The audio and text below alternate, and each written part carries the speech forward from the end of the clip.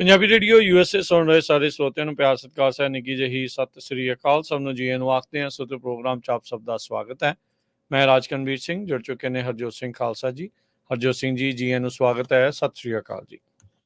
ਸਤਿ ਸ਼੍ਰੀ ਅਕਾਲ, ਧੰਨਵਾਦ ਜੀ ਆਇਆਂ ਨੂੰ। ਪੰਜਾਬੀ ਰੇਡੀਓ USA ਦੇ ਜਿੰਨੇ ਵੀ ਸਰੋਤੇ ਸਾਡੇ ਸਾਰੇ ਹੀ AM ਸਟੇਸ਼ਨਸ, FM ਸਟੇਸ਼ਨਸ, ਘਰਾਂ ਦੇ ਵਿੱਚ ਰੇਡੀਓ ਸੈਟਸ ਦੇ ਰਾਹੀਂ, ਟੈਲੀਫੋਨ ਦੇ ਰਾਹੀਂ, ਫੇਸਬੁੱਕ, YouTube ਤੇ ਲਾਈਵ ਦੇਖ ਰਹੇ ਹੋ, ਸੁਣ ਰਹੇ ਹੋ, ਸਾਰਿਆਂ ਨੂੰ ਜੀ ਆਇਆਂ ਨੂੰ ਤੇ ਬਹੁਤ ਹੀ ਪਿਆਰ ਤੇ ਸਤਿਕਾਰ ਭਰੀ ਸਤਿ ਸ਼੍ਰੀ ਅਕਾਲ। ਸਰੋਤਿਓ, ਜੁਲਾਈ ਦੀ 25 ਤਰੀਕ ਆ, ਦਿਨ ਵੀਰਵਾਰ ਆ। ਤੁਹਾਡੇ ਲਈ ਸ਼ਾਮ ਦਾ ਅਪਡੇਟ ਕੈਲੀਫੋਰਨੀਆ ਪ੍ਰੋਗਰਾਮ ਲੈ ਕੇ ਹਾਜ਼ਰ ਹੋਏ ਹਾਂ। ਸਾਡੇ ਅੱਜ ਦੇ ਇਸ ਪ੍ਰੋਗਰਾਮ ਨੂੰ ਸਪਾਂਸਰ ਕਰਦੇ ਨੇ ਖਾਲਸਾ ਇੰਸ਼ੋਰੈਂਸ ਏਜੰਸੀ, ਜਿਨ੍ਹਾਂ ਦੇ ਕੋਲੋਂ ਹਰ ਇੱਕ ਤਰੀਕੇ ਦੇ ਇੰਸ਼ੋਰੈਂਸ ਕਰਵਾ ਸਕਦੇ ਹੋ। ਇੰਸ਼ੋਰੈਂਸ ਬਾਰੇ ਪਤਾ ਕਰਨ ਲਈ call 408-272-2500। Tirkiana immigration law firm, US immigration ਦਾ ਹੋਵੇ ਕਿਸੇ ਵੀ ਤਰੀਕੇ ਦਾ ਕੰਮ, call attorney J Tirkiana 415-909-0503। Gurbachan Singh Nagra Sacramento, Sarabjit Singh Kulwinder Kaur Dhoot, Surjit Singh Chahal Yuba City, Gurdev Singh Sohal Antelope, Sarabjit Singh Elko Nevada, Kamaljit Singh Daulatpuria Manteca, Karnail Singh Randhawa Turlock, Kuldeep Singh Sangha, Dharam Singh Sangha Bakersfield. ਇਹਨਾਂ ਸਾਰਿਆਂ ਦਾ ਧੰਨਵਾਦ। ਜੇ ਤੁਸੀਂ ਵੀ ਇਸ ਪ੍ਰੋਗਰਾਮ ਨੂੰ ਸਪਾਂਸਰ ਕਰਨਾ ਚਾਹੁੰਦੇ ਹੋ, ਸੰਪਰਕ ਕਰ ਸਕਦੇ ਹੋ ਨੰਬਰ 408-722-7698 ਦੇ ਉੱਤੇ। ਅੱਜ ਦੀਆਂ ਖਬਰਾਂ ਵੱਲ ਚੱਲੀਏ ਤੇ ਅੱਜ ਕੈਲੀਫੋਰਨੀਆ ਦੇ ਗਵਰਨਰ ਨੇ ਇੱਕ ਡਾਇਰੈਕਟਿਵ ਜਿਹੜਾ ਆਰਡਰ ਜਾਰੀ ਕਰ ਦਿੱਤਾ ਹੈ ਭਈ ਜਿੰਨੀਆਂ ਵੀ ਹੋਮਲੈਸ ਲੋਕਾਂ ਦੀਆਂ ਇਨਕੈਂਪਮੈਂਟਸ ਹੈਗੀਆਂ ਆ, ਉਹਨਾਂ ਨੂੰ ਰਿਮੂਵ ਕਰ ਦਿੱਤਾ ਜਾਵੇ। ਯਾਨੀ ਕਿ ਜਿੰਨੇ ਵੀ ਟੈਂਟ ਲੱਗੇ ਹੋਏ ਆ ਪੂਰੇ ਕੈਲੀਫੋਰਨੀਆ 'ਚ, ਉਹਨਾਂ ਨੂੰ ਰਿਮੂਵ ਕੀਤਾ ਜਾਵੇ। US ਦੀ ਸੁਪਰੀਮ ਕੋਰਟ ਨੇ ਡਿਸੀਜਨ ਦਿੱਤਾ ਸੀ ਪਿਛਲੇ ਹਫ਼ਤੇ ਵੀ ਜਿਹੜੇ ਲੋਕਲ ਲੀਡਰਸ ਆ, ਉਹਨਾਂ ਦੇ ਕੋਲ ਜ਼ਿਆਦਾ ਅਥਾਰਟੀ ਆ ਹੋਮਲੈਸ ਕੈਂਪਰਸ ਨੂੰ ਰਿਮੂਵ ਕਰਨ ਦੀ। ਸੋ ਇੱਕ ਤਾਂ ਹੁਣ ਇਲੈਕਸ਼ਨ ਵੀ ਲੱਗ ਗਏ ਆ ਤੇ ਕਮਲਾ ਹੈਰਿਸ ਹੁਣੀ ਕੈਲੀਫੋਰਨੀਆ ਤੋਂ ਆ, ਤੇ ਜਿਸ ਹਿਸਾਬ ਦੇ ਨਾਲ ਖਬਰਾਂ ਆ ਰਹੀਆਂ ਸੀ ਵੀ ਪੂਰੇ ਕੈਲੀਫੋਰਨੀਆ 'ਚ ਕੀ ਕੁਝ ਵਾਪਰ ਰਿਹਾ, ਉਹਨੂੰ ਉਹ ਅਮਰੀਕਾ ਦੇ ਵਿੱਚ ਰਿਪਬਲਿਕਨ ਦਿਖਾਣਗੇ। ਸੋ ਇੱਕ ਇਹ ਵੀ ਰੀਜ਼ਨ ਹੋ ਸਕਦਾ। ਐਸਟੀਮੇਟਡ ਕਹਿੰਦੇ ਕੈਲੀਫੋਰਨੀਆ ਦੇ ਵਿੱਚ 1,80,000 ਲੋਕ ਹੋਮਲੈਸ ਸੀਗੇ ਪਿਛਲੇ ਸਾਲ। ਮੋਸਟਲੀ ਅਨਸ਼ੈਲਟਰਡ ਹੈਗੇ ਆ। ਤੇ ਕਹਿੰਦੇ ਭਈ ਨਿਊਯਾਰਕ ਦੇ ਅਨਲਾਈਕ ਨਿਊਯਾਰਕ, ਜਿਹੜੇ ਕੈਲੀਫੋਰਨੀਆ ਗਰੰਟੀ ਨਹੀਂ ਕਰਦਾ ਰਾਈਟ ਟੂ ਹਾਊਸਿੰਗ। ਜੋ ਨਿਊਯਾਰਕ ਵਾਲੇ ਆ ਉਹ ਹਾਊਸਿੰਗ ਦੀ ਗਰੰਟੀ ਕਰਦੇ ਹੈਗੇ ਆ। ਸੋ ਇਹਨਾਂ ਦੇ ਐਗਜ਼ੀਕਿਊਟਿਵ ਆਰਡਰ ਦੇ ਨਾਲ ਬਹੁਤ ਸਾਰੇ, ਜਿੱਦਾਂ ਸਾਡੇ ਸੈਨੋਜ਼ੇ ਦਾ ਮੇਅਰ ਪਹਿਲਾਂ ਹੀ ਥੋੜਾ ਅਪਸੈਟ ਸੀ ਭਈ ਬਹੁਤ ਨੁਕਸਾਨ ਹੋ ਰਿਹਾ ਆ, ਭਈ ਇਹ ਮੂਵ ਕਰਨੇ ਚਾਹੀਦੇ ਹੈਗੇ ਆ। ਸੋ ਹੋਪਫੁਲੀ ਹੁਣ ਬਹੁਤ ਜਲਦੀ ਮੈਨੂੰ ਲੱਗਦਾ ਇਹਦੇ ਤੇ ਐਕਸ਼ਨ ਹੋਊਗਾ ਤੇ ਜਿਹੜੇ ਹਜ਼ਾਰਾਂ ਦੇ ਹਿਸਾਬ ਨਾਲ ਟੈਂਟ ਵੱਖ-ਵੱਖ ਸ਼ਹਿਰਾਂ ਦੇ ਵਿੱਚ ਲੱਗੇ ਹੋਏ ਆ, ਉਹਨਾਂ ਨੂੰ ਜਿਹੜਾ ਰਿਮੂਵ ਕਰ ਦਿੱਤਾ ਜਾਊਗਾ। Brian Jones senate minority leader ਆ, ਸੈਨੇਟਰ ਜੋਨਸ ਸੈਂਡੀਗੋ ਕਾਉਂਟੀ ਤੋਂ ਆ। ਉਹ ਕਹਿੰਦੇ ਵੀ ਹੁਣ ਇਟਸ ਅਬਾਊਟ ਟਾਈਮ, ਇਹ ਸਾਨੂੰ ਜਿਹੜਾ ਸਾਰਾ ਕੁਝ ਕਰਨਾ ਚਾਹੀਦਾ ਆ। ਬਹੁਤ ਜ਼ਿਆਦਾ ਜਿਹੜਾ ਆ ਇਹਦੇ ਨਾਲ ਬਿਜ਼ਨੈਸਿਸ ਦੇ ਉੱਤੇ, ਲੋਕਾਂ ਦੀ ਸਿਹਤ ਦੇ ਉੱਤੇ, ਸਾਰੇ ਕੁਝ ਤੇ ਨੁਕਸਾਨ ਹੋ ਰਿਹਾ ਹੈਗਾ ਜੀ। ਅਗਲੀ ਗੱਲ ਕਰੀਏ, ਕੈਲੀਫੋਰਨੀਆ ਦੇ ਵਿੱਚ ਬਿਊਟ ਕਾਉਂਟੀ 'ਚ ਲੱਗੀ ਜਿਹੜੀ ਪਾਰਕ ਫਾਇਰ ਆ, ਉਹ ਲਗਾਤਾਰ ਵੱਧਦੀ ਜਾ ਰਹੀ ਆ। ਇਸ ਸਾਲ ਦੀ ਕੈਲੀਫੋਰਨੀਆ ਦੀ ਇਹ ਸਭ ਤੋਂ ਵੱਡੀ ਜਿਹੜੀ ਅੱਗ ਆਲਰੇਡੀ ਬਣ ਚੁੱਕੀ ਆ। ਇਸ ਮਾਮਲੇ 'ਚ ਆਲਰੇਡੀ ਇੱਕ ਜਣੇ ਨੂੰ ਗ੍ਰਿਫਤਾਰ ਵੀ ਕੀਤਾ ਜਾ ਚੁੱਕਾ ਹੈ। ਪਾਰਕ ਫਾਇਰ ਜੋ ਕਿ ਬੁੱਧਵਾਰ ਨੂੰ ਅੱਪਰ ਪਾਰਕ ਰੋਡ, ਜਿਹੜੀ ਅੱਪਰ ਬਿਡਵਾਲ ਪਾਰਕ ਆ, ਉੱਥੇ ਸ਼ੁਰੂ ਹੋਈ ਸੀ। ਬਿਊਟ ਕਾਉਂਟੀ ਦੇ ਜਿਹੜੇ ਸ਼ੈਰਿਫ ਆਫਿਸ ਆ, ਉਹਨਾਂ ਨੇ ਹਜ਼ਾਰਾਂ ਹੀ ਲੋਕਾਂ ਨੂੰ ਇਵੈਕੂਏਸ਼ਨ ਦੇ ਆਰਡਰ ਜਿਹੜੇ ਆ ਉਹ ਜਾਰੀ ਕਰਨੇ ਪਏ ਸੀਗੇ, ਜੋ ਕਿ ਸਿਟੀ ਆਫ ਚੀਕੂ ਦੇ ਥੋੜੇ ਜਿਹੇ ਬਾਹਰ ਆ। ਤੇ ਕਹਿੰਦੇ ਹੁਣ ਤੱਕ ਟੈਨਸ ਆਫ ਥਾਊਜ਼ੈਂਡਸ ਏਕੜ ਇਹ ਅੱਗ ਆਪਣੀ ਜਿਹੜੀ ਲਪੇਟ ਦੇ ਵਿੱਚ ਉਨੀ ਥਾਂ ਨੂੰ ਜਿਹੜੀ ਉਹ ਲੈ ਚੁੱਕੀ ਆ। ਚੀਕੋ ਫਾਇਰ ਡਿਪਾਰਟਮੈਂਟ ਨੇ ਜਿਹੜਾ ਉਹ ਦੱਸਿਆ ਵੀ ਹਰ ਇੱਕ ਜਿਹੜਾ ਫਾਇਰ ਇੰਜਨ ਆ ਸਿਟੀ ਦੇ ਕੋਲ ਆ, ਉਹ ਇਸ ਅੱਗ ਨੂੰ ਬੁਝਾਉਣ ਦੇ ਵਿੱਚ ਲੱਗਾ ਪਿਆ ਆ। ਵਾਈਲਡ ਲੈਂਡ ਕਹਿੰਦੇ ਵੀ ਇਸ ਟਾਈਮ ਫਿਊਲ ਦਾ ਕੰਮ ਕਰ ਰਿਹਾ ਆ।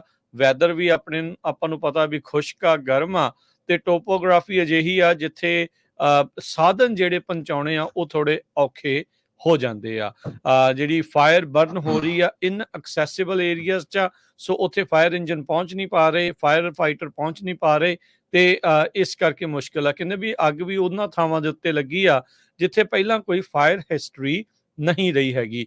ਫੈਡਰਲ ਐਮਰਜੈਂਸੀ ਮੈਨੇਜਮੈਂਟ ਏਜੰਸੀ ਨੇ ਅੱਜ ਜਿਹੜਾ ਉਹ ਦੱਸਿਆ ਆ ਵੀ ਉਹ ਆਲਰੇਡੀ ਅਨਾਉਂਸ ਕਰ ਚੁੱਕਿਆ ਵੀ ਫੈਡਰਲ ਫੰਡਿੰਗ ਆ ਇਸ ਅੱਗ ਨੂੰ ਬੁਝਾਉਣ ਦੇ ਲਈ ਜਾਰੀ ਜਿਹੜੀ ਉਹ ਕੀਤੀ ਜਾਊਗੀ। ਬਿਊਟ ਕਾਉਂਟੀ 'ਚ ਇਸ ਪਾਰਕ ਫਾਇਰ ਨੂੰ ਹੁਣ ਤੱਕ ਮਹਿਜ 3% ਤੱਕ ਹੀ ਕਾਬੂ ਜਿਹੜਾ ਉਹ ਕੀਤਾ ਜਿਹੜਾ ਉਹ ਜਾ ਚੁੱਕਾ ਹੈਗਾ ਆ। ਸੋ ਇਸ ਮਾਮਲੇ ਵਿੱਚ ਹਰਜੋਤ ਸਿੰਘ ਜੀ ਇਹ ਵੀ ਦੱਸਿਆ ਵੀ ਕਿਸੇ ਨੇ ਜਾਣਬੁੱਝ ਕੇ ਇਹ ਅੱਗ ਜਿਹੜੀ ਉਹ ਲਾਈ ਹੈਗੀ ਆ, ਤੇ ਇਹ ਜਿਹੜੀ ਉਸ ਮਾਮਲੇ 'ਚ ਇੱਕ ਬੰਦੇ ਨੂੰ ਜਿਹੜਾ ਹੁਣ ਗ੍ਰਿਫਤਾਰ ਕੀਤਾ ਗਿਆ। 42 ਸਾਲਾ ਚੀਕੋ ਦਾ ਜਿਹੜਾ ਇਹ ਰਹਿਣ ਵਾਲਾ ਹੈਗਾ ਆ, ਰੌਨੀ ਡੀਨ ਸਟਾਊਟ ਦਾ ਸੈਕਿੰਡ, ਉਸ ਨੂੰ ਕਹਿੰਦੇ ਵੀ ਗ੍ਰਿਫਤਾਰ ਕੀਤਾ ਗਿਆ ਆ। ਤੇ ਕਹਿੰਦੇ ਵੀ ਇਹ ਦੇਖਿਆ ਗਿਆ ਸੀਗਾ ਵੀ ਇਸਨੇ ਕਾਰ ਪੁਸ਼ ਕੀਤੀ ਸੀਗੀ ਅੱਗ ਵੱਲ ਨੂੰ ਗਲੀ ਦੇ ਵਿੱਚ, ਐਲੀਗੇਟਰ ਹੋਲ ਦੇ ਵਿੱਚ, ਤੇ ਉਸੇ ਟਾਈਮ ਦੇ ਉੱਤੇ ਹੀ ਕਿਤੇ ਨਾ ਕਿਤੇ ਜਿਹੜੀ ਪਾਰਕ ਫਾਇਰ ਆ ਉਹ ਸਪਾਰਕ ਹੋਈ ਸੀ, ਉਹ ਸ਼ੁਰੂ ਹੋਈ ਸੀ। ਇਸ ਦੇ ਦੁਆਰਾ ਧੱਕਾ ਮਾਰੀ ਗਈ ਗੱਡੀ ਤੋਂ, ਚੰਗਿਆੜਿਆਂ ਤੋਂ ਸ਼ਾਇਦ ਮੰਨਿਆ ਜਾ ਰਿਹਾ ਵੀ ਇਹ ਅੱਗ ਵਾਈਲਡ ਫਾਇਰ ਸ਼ੁਰੂ ਹੋ ਚੁੱਕੀ ਆ। ਜੀ ਬਿਲਕੁਲ, 60 ਫੁੱਟ ਡੂੰਘੀ ਕਾਰ ਜਿਹਨੂੰ ਅੱਗ ਲੱਗੀ ਹੋਈ ਸੀ ਉਹ ਜਾਣ ਕੇ ਉੱਥੇ ਸਿੱਟੀ, ਕਹਿੰਦੇ ਜਿਹਦੇ ਨਾਲ ਜਿਹੜੀ ਅੱਗ ਆ ਫੈਲ ਗਈ ਆ। ਜਿਸ ਟਾਈਮ ਆਪਾਂ ਤੁਹਾਡੇ ਨਾਲ ਗੱਲਬਾਤ ਕਰ ਰਹੇ ਹਾਂ, ਇਸ ਟਾਈਮ ਤੱਕ 72,000 ਦੇ ਕਰੀਬ ਜਿਹੜੇ ਏਕੜ ਆ ਉਹ ਸੜ ਕੇ ਸੁਆਹ ਹੋ ਗਏ ਆ। ਕੱਲ ਰਾਤੀ ਅੱਗ ਲੱਗੀ ਸੀ, ਉਹਦਾ 6400 ਦੇ ਕਰੀਬ ਏਕੜ ਜਿਹੜੇ ਆ ਉਹਨਾਂ ਨੂੰ ਅੱਗ ਲੱਗੀ ਹੋਈ ਸੀ। ਛੋਟੇ ਛੋਟੇ 3 ਟਾਊਨ ਆ ਜਿਨ੍ਹਾਂ ਦੀ 10,000 ਦੇ ਕਰੀਬ ਪੋਪੂਲੇਸ਼ਨ ਆ, ਉਹਨਾਂ ਸਾਰਿਆਂ ਨੂੰ ਇਵੈਕੂਏਟ ਕੀਤਾ ਗਿਆ ਹੈਗਾ, ਤੇ ਲੋਕਾਂ ਦੇ ਲਈ ਸ਼ੈਲਟਰ ਸੈਂਟਰ ਜਿਹੜੇ ਆ ਉਹ ਵੀ ਬਣਾਏ ਗਏ ਹੈਗੇ ਆ। ਇਹ 1153 ਦੇ ਕਰੀਬ ਜਿਹੜੇ ਫਾਇਰ ਪਰਸਨਲ ਆ ਉਹ ਇਸ ਅੱਗ ਨੂੰ ਇਹ ਅੱਗ ਦੇ ਨਾਲ ਫਾਈਟ ਕਰ ਰਹੇ ਹੈਗੇ ਆ। ਦੂਸਰੇ ਪਾਸੇ ਕੈਲੀਫੋਰਨੀਆ ਦੇ ਗਵਰਨਰ ਗੈਬਨ ਨਿਊਸਮ ਉਹਨਾਂ ਨੇ ਇਹ ਕਿਹਾ ਆ ਕਿ ਸਾਨੂੰ ਫੀਮਾ ਦੇ ਕੋਲੋਂ ਵੀ ਜਿਹੜੀ ਕਾਫੀ ਹੈਲਪ ਆ ਉਹ ਮਿਲ ਗਈ ਹੈਗੀ ਆ। ਸੋ ਗਵਰਨਰ ਦਾ ਆਫਿਸ ਆਫ ਐਮਰਜੈਂਸੀ ਸਰਵਿਸਿਜ਼ ਵੀ ਜਲਦੀ ਤੋਂ ਜਲਦੀ ਜਿਹੜੀ ਆ ਉਹ ਫਾਈਨੈਂਸ਼ੀਅਲ ਅਸਿਸਟੈਂਸ ਉਹਨਾਂ ਪਰਿਵਾਰਾਂ ਨੂੰ, ਉਹਨਾਂ ਕਮਿਊਨਿਟੀਜ਼ ਨੂੰ ਪ੍ਰੋਵਾਈਡ ਕਰ ਰਿਹਾ ਹੈਗਾ ਆ। ਸੋ ਇਸ ਤੋਂ ਪਹਿਲਾਂ ਵੀ ਜਿਹੜੀ ਥਾਮਸਨ ਫ੍ਰੈਂਚ ਹਾਰਡਨ ਫਾਇਰ ਜਿਹੜੀ ਆ ਉਹਦੇ ਨਾਲ ਵੀ 5,000 ਤੋਂ ਵੱਧ ਏਕੜ ਜਿਹੜੇ ਸੜ ਕੇ ਸੁਆਹ ਹੋ ਚੁੱਕੇ ਹੈਗੇ ਆ। ਇਸੇ ਤਰ੍ਹਾਂ ਆਪਣੇ ਗੁਆਂਢੀ ਮੁਲਕ ਕੈਨੇਡਾ ਦੇ ਵਿੱਚ ਇੱਕ ਟਾਊਨ ਲਗਭਗ 50% ਸੜ ਕੇ ਸੁਆਹ ਹੋ ਗਿਆ ਹੈਗਾ। ਕੈਨੇਡਾ ਦੇ ਵਿੱਚ ਰੌਕੀਜ਼ ਵਾਲੇ ਏਰੀਏ ਦੇ ਵਿੱਚ ਜਿਹੜਾ ਜਾਸਪਰ ਟਾਊਨ ਆ ਅਲਬਰਟਾ ਦੇ ਵਿੱਚ, ਉੱਥੇ ਕਹਿੰਦੇ ਵੀ 30 ਤੋਂ ਲੈ ਕੇ 50% ਉਸ ਸ਼ਹਿਰ ਦੀਆਂ ਬਿਲਡਿੰਗਸ ਸੜ ਕੇ ਸੁਆਹ ਹੋ ਗਈਆਂ ਹੈਗੀਆਂ। 20,000 ਦੇ ਕਰੀਬ ਵਿਜ਼ਟਰਸ ਉੱਥੇ ਆਉਂਦੇ ਆ, 5,000 ਤੋਂ ਵੱਧ ਉੱਥੇ ਦੇ ਫੁੱਲ ਟਾਈਮ ਰੈਜ਼ੀਡੈਂਟ ਆ। ਬੜਾ ਤਕੜਾ ਪਾਰਕ ਆ, ਜਾਸਪਰ ਨੈਸ਼ਨਲ ਪਾਰਕ ਆ ਉੱਥੇ।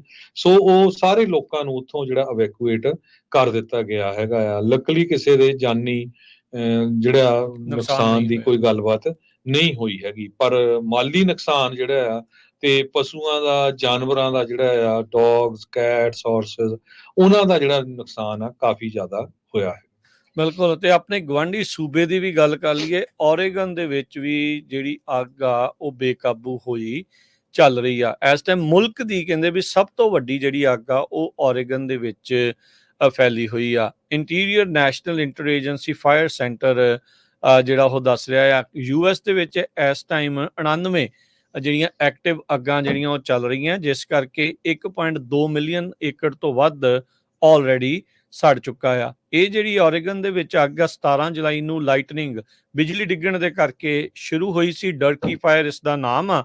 ਇਸ ਨੇ ਹੁਣ ਤੱਕ 2,68,000 ਏਕੜ ਤੋਂ ਵੱਧ ਜਿਹੜਾ ਉਹ ਸਾੜ ਦਿੱਤਾ ਹੈਗਾ ਆ। ਓਰੇਗਨ ਡਿਪਾਰਟਮੈਂਟ ਆਫ ਟਰਾਂਸਪੋਰਟੇਸ਼ਨ ਨੇ ਐਕਸ ਦੇ ਉੱਤੇ ਜਿਹੜਾ ਉਹ ਲਿਖਿਆ ਵੀ ਇਹ ਜਿਹੜੀ ਅੱਗ ਓਰੇਗਨ ਆਈਡਾਹੋ ਦੀ ਜਿਹੜੀ ਸਟੇਟ ਲਾਈਨ ਆ I-84 ਇੰਟਰਸਟੇਟ 84 ਦੇ ਨਜ਼ਦੀਕ ਆ, ਉੱਥੇ ਲੱਗੀ ਸੀ, ਜਿਸ ਤੋਂ ਬਾਅਦ ਚ ਇਸ ਹਾਈਵੇ ਨੂੰ, ਫਰੀਵੇ ਨੂੰ ਬੰਦ ਵੀ ਜਿਹੜਾ ਉਹ ਕਰਨਾ ਪਿਆ, ਪਰ ਹੁਣ ਮੁੜ ਦੁਬਾਰਾ ਉਸ ਨੂੰ ਫਰੀਵੇ ਨੂੰ ਚਾਲੂ ਕਰਨ ਚ ਕਾਮਯਾਬ ਹੋਏ ਨੇ।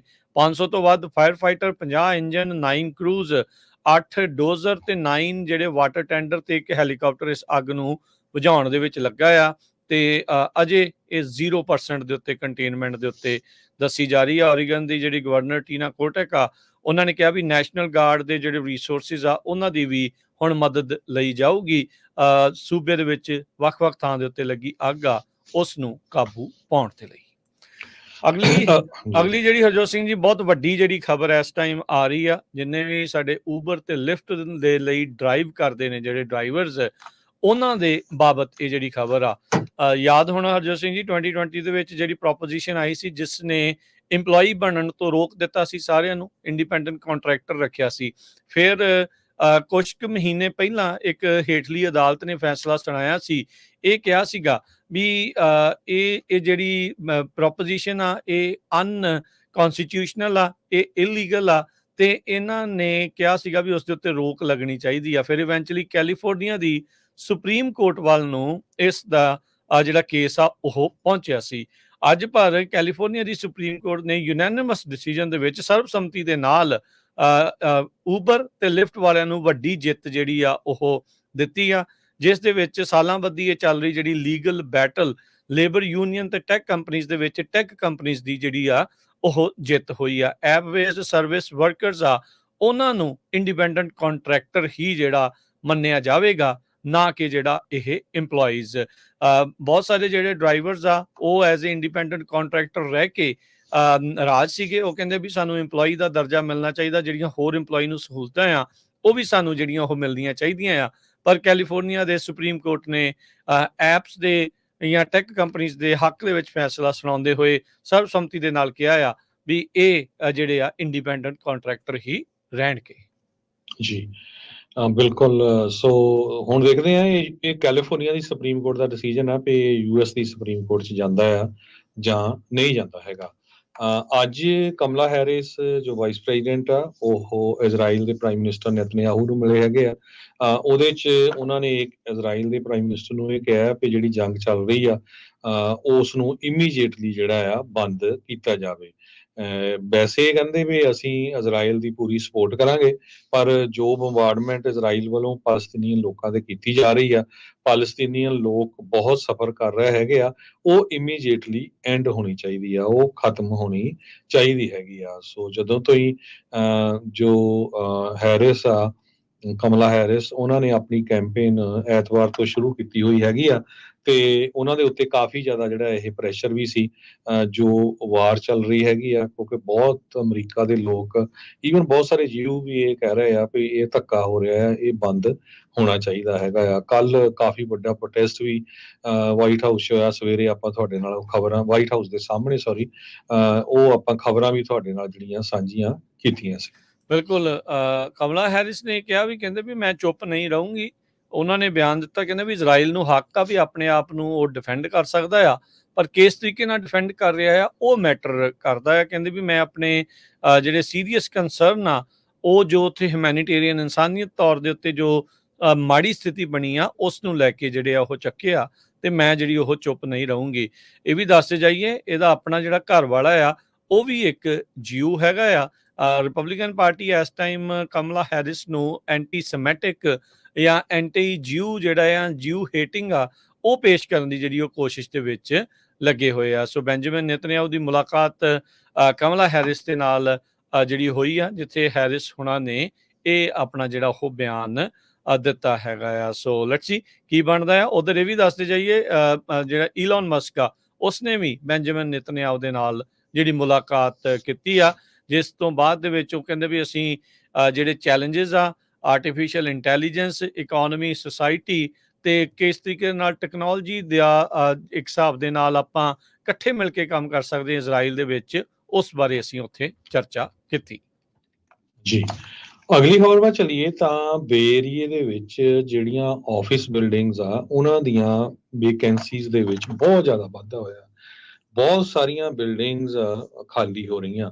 ਕਹਿੰਦੇ ਵੀ 37% ਵੇਕੈਂਸੀ ਰੇਟ ਆ ਬੇ ਏਰੀਏ ਦੇ ਵਿੱਚ। ਕਸ਼ਮਨ and ਵੇਕਫੀਲਡ real estate the firm ਆ, ਇਹਨਾਂ ਨੇ ਹੁਣੇ ਐਨਾਲਿਸਿਸ ਕੀਤਾ ਹੈਗਾ। ਕਹਿੰਦੇ ਵੀ ਕੋਵਿਡ ਪੈਂਡੇਮਿਕ ਤੋਂ ਬਾਅਦ 34.5% ਸੈਕੰਡ ਕੁਆਰਟਰ ਦੇ ਵਿੱਚ ਜਿਹੜੀਆਂ ਵੇਕੈਂਟ ਹੋਈਆਂ ਬਿਲਡਿੰਗ ਤੇ 6% ਪਿਛਲੇ ਸਾਲ ਨਾਲੋਂ ਜ਼ਿਆਦਾ ਆ। ਓਵਰਆਲ ਜੇ ਅਮਰੀਕਾ 'ਚ ਦੇਖਿਆ ਜਾਵੇ ਤਾਂ ਉਹ 20.5% ਹੈਗਾ ਆ। ਓਕਲੈਂਡ ਵਾਲੇ ਏਰੀਏ ਦੇ ਵਿੱਚ 18.6% ਆਫਿਸ ਦੀਆਂ ਬਿਲਡਿੰਗ ਖਾਲੀ ਆ ਤੇ ਇਹ ਵੀ 3% ਪਿਛਲੇ ਸਾਲ ਨਾਲੋਂ ਆਪਾਂ। ਸੈਨੋਜ਼ੇ ਦੇ ਵਿੱਚ 17.2% ਖਾਲੀ ਹੈਗੀਆਂ ਆ। ਨਾਰਥ ਵੇ ਦੇ ਵਿੱਚ 13.3% ਖਾਲੀ ਹੈਗੀਆਂ। ਸੋ ਇਹਦੇ ਵਿੱਚ ਕਾਰਨ ਇਹ ਆ ਵੀ ਬਹੁਤ ਸਾਰੀਆਂ ਕੰਪਨੀਆਂ ਦੇ ਜਿਹੜੇ EMPLOYEES ਆ ਉਹ ਹਜੇ ਵੀ ਘਰਾਂ ਚੋਂ ਕੰਮ ਕਰ ਰਹੇ ਹੈਗੇ ਆ। ਸੈਨ ਫਰਾਂਸਿਸਕੋ ਦੇ ਚੀਫ ਇਕੋਨੋਮਿਸਟ ਟੈਡ ਈਗਨ ਆ, ਉਹਨਾਂ ਨੇ ਕਿਹਾ ਵੀ ਹਜੇ ਵੀ ਜਿਹੜੀ ਮਾਰਕੀਟ ਆ ਉਸ ਨੇ ਰੌਕ ਬਾਟਮ ਨਹੀਂ ਕੀਤਾ ਹੈਗਾ, ਹਿੱਟ ਨਹੀਂ ਕੀਤਾ ਹੈਗਾ, ਹਜੇ ਹੋਰ ਵੀ ਜਿਹੜੀ ਆ ਇਹ ਖਾਲੀ ਹੋਣਗੀਆਂ। ਸੋ ਇਹਦੇ ਨਾਲ ਜਿਹੜੀਆਂ ਕਮਰਸ਼ੀਅਲ ਬਿਲਡਿੰਗਸ ਹੈਗੀਆਂ ਆਫਿਸਿਸ, ਉਹਨਾਂ ਦੀਆਂ ਪ੍ਰਾਈਸਿਸ, ਉਹਨਾਂ ਦੀਆਂ ਕੀਮਤਾਂ ਦੇ ਵਿੱਚ ਵੀ ਬਹੁਤ ਜ਼ਿਆਦਾ ਜਿਹੜਾ ਘਾਟਾ ਡਾਊਨ ਜਾਊਗਾ, ਘਾਟਾ ਹੋਊਗਾ। ਪਰ ਜੋ ਨਵੀਂ ਟੈਕਨੋਲੋਜੀ ਓਪਨ AI ਜੋ ਹੈਗੀ ਆ, ਉਹਦੇ ਵਿੱਚ ਕਹਿੰਦੇ ਵੀ ਦੁਨੀਆ ਦੀ ਸਭ ਤੋਂ ਵੱਡੀ ਆਰਟੀਫਿਸ਼ੀਅਲ ਇੰਟੈਲੀਜੈਂਸ ਕੰਪਨੀ ਜਿਹੜੀਆਂ ਆ, ਉਹਨਾਂ ਨੇ ਇਹ ਕਿਹਾ ਆ ਵੀ ਅਸੀਂ ਬੇ ਏਰੀਏ ਦੇ ਵਿੱਚ 5 ਲੱਖ ਸਕੁਅਰ ਫੁੱਟ ਦਾ ਜਿਹੜਾ ਏਰੀਆ ਆ ਉਹ ਕਵਰ ਕਰਾਂਗੇ। ਸੋ ਕੁਝ ਕੁ ਕੰਪਨੀਆਂ ਆ ਵੀ ਰਹੀਆਂ ਹੈਗੀਆਂ, ਬਹੁਤੀਆਂ ਜਿਹੜੀਆਂ ਕੰਪਨੀਆਂ ਆ ਉਹ ਆਫਿਸਿਸ ਖਾਲੀ ਕਰ ਰਹੀਆਂ। ਜੀ। ਅਗਲੀ ਜਿਹੜੀ ਹਰਜੋਤ ਸਿੰਘ ਜੀ ਗੱਲ ਆ, ਕਹਾਵਤ ਸਭ ਨੇ ਸੁਣੀ, ਇੱਕ ਤਾਂ ਚੋਰੀ ਉੱਤੋਂ ਸੀਨਾ ਚੋਰੀ। 77 ਸਾਲਾਂ ਦਾ ਇੱਕ ਬਜ਼ੁਰਗ ਆਪਣੇ ਘਰ ਦੇ ਹੀ ਬਾਹਰ ਕਹਿੰਦੇ ਵੀ ਕਿਸੇ ਨੇ ਬਹੁਤ ਬੁਰੀ ਤਰ੍ਹਾਂ ਜਿਹੜਾ ਉਹ ਕੁੱਟ ਕੇ ਬੇਹੋਸ਼ ਕਰ ਦਿੱਤਾ। ਕਹਿੰਦੇ ਵੀ ਪੋਰਚ ਪਾਇਰੇਟ ਸਭ ਨੂੰ ਦੱਸਦੇ ਜਾਈਏ, ਜਿਹੜੇ ਘਰਾਂ ਦੇ ਬਾਹਰੋਂ ਤੁਹਾਡੇ ਡਿਲੀਵਰੀਆਂ ਆਈਆਂ ਹੁੰਦੀਆਂ ਉਹਨਾਂ ਨੂੰ ਚੋਰੀ ਕਰਕੇ ਚੱਕ ਕੇ ਲੈ ਜਾਂਦੇ ਆ।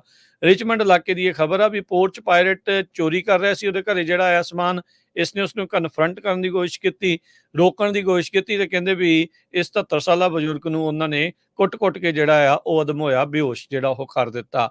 ਲੈਸਨ ਸਟਰੀਟ ਰਿਚਮੰਡ ਦੇ ਵਿੱਚ ਇਹ ਘਟਨਾ ਵਾਪਰੀ ਆ। ਰਿਚਮੰਡ ਪੁਲਿਸ ਨੇ ਇਹ ਜਿਹੜਾ ਉਹ ਦੱਸਿਆ, ਕਹਿੰਦੇ ਵੀ ਜਿਹੜਾ ਪੀੜਤ ਆ ਇਹ ਆਪਣੇ ਡੌਗ ਨੂੰ ਵਾਕ ਕਰ ਰਿਹਾ ਸੀ। ਇਹ 2:45 ਵਜੇ ਚਿੱਟੇ ਦਿਨ ਦੀ ਜਿਹੜੀ ਇਹ ਘਟਨਾ ਆ ਉਸ ਟਾਈਮ ਦੇ ਉੱਤੇ ਹੋਇਆ, ਤੇ ਇੱਕ ਜਿਹੜਾ ਕੋਈ 20s ਦੇ ਵਿੱਚ ਬੰਦਾ ਸੀਗਾ, ਉਹ ਪੈਕੇਜ ਜਿਹੜਾ ਚੋਰੀ ਕਰਨ ਦੇ ਲਈ ਉਸਦੇ ਨੇਬਰ ਦੇ ਪੋਰਚ ਤੋਂ ਜਿਹੜੀ ਉਹ ਕੋਸ਼ਿਸ਼ ਕਰ ਰਿਹਾ ਸੀ। ਜਦ ਇਸਨੇ ਉਸਨੂੰ ਕਨਫਰੰਟ ਕੀਤਾ ਤੇ ਅੱਗੋਂ ਇਸ ਨੂੰ ਪੈ ਗਿਆ ਤੇ ਉਸ ਨੂੰ ਕੁੱਟ-ਕੁੱਟ ਕੇ ਬੇਹੋਸ਼ ਕਰ ਦਿੱਤਾ। ਬਾਅਦ ਦੇ ਵਿੱਚ ਕਹਿੰਦੇ ਪੀੜਤ ਨੂੰ ਇਲਾਕੇ ਦੇ ਜਿਹੜੇ ਹਸਪਤਾਲ ਦੇ ਵਿੱਚ ਦਾਖਲ ਜਿਹੜਾ ਉਹ ਕਰਾਇਆ ਗਿਆ। ਸੈੱਲਫੋਨ ਦੇ ਵਿੱਚ ਕਹਿੰਦੇ ਵੀ ਉਹ ਤੇ ਉਹਦਾ ਜਿਹੜਾ ਡਿਜੀਟਲ ਕੈਮਰਾ ਆ ਉਹ ਵੀ ਚੋਰੀ ਜਿਹੜਾ ਸ਼ਾਇਦ ਉਹ ਚੋਰ ਆ ਕਰਕੇ ਉੱਥੋਂ ਲੈ ਗਿਆ ਸੀ। 80 ਦੇ ਨਜ਼ਦੀਕ ਜਿਹੜਾ ਰਿਚਮੰਡ ਦੇ ਲਾਗੇ ਇਲਾਕਾ ਆ, ਉੱਥੇ ਇਹ ਘਟਨਾ ਵਾਪਰੀ ਹੈਗੀ ਆ।